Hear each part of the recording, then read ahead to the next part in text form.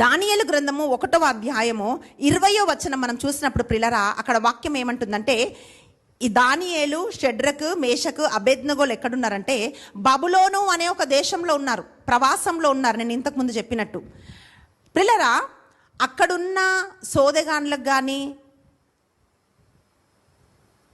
శకునం చెప్పే వాళ్ళకు కానీ,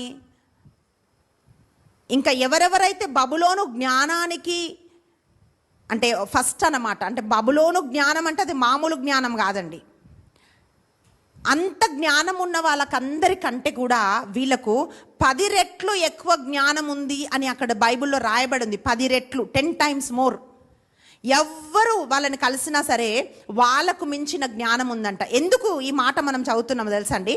ప్రవాసంలో వీళ్ళు ఉన్నప్పుడు శత్రువుల మధ్యలో వాళ్ళు ఉన్నారు. ప్రియులారా, లోకంలో మనం బిడ్డలు ఉంటున్నప్పుడు సైతాను మన బిడ్డల్ని వెతుకుతున్నాడు, ఎక్కడ పట్టుకోవాలి, ఎక్కడ దొరకాలి అని. అయితే ఈరోజు తల్లులు ప్రార్థన చేయాలి. అదేంటంటే, ప్రభువా, శత్రుకు మించిన జ్ఞానము నా బిడ్డలకు అనుగ్రహించబడును గాక.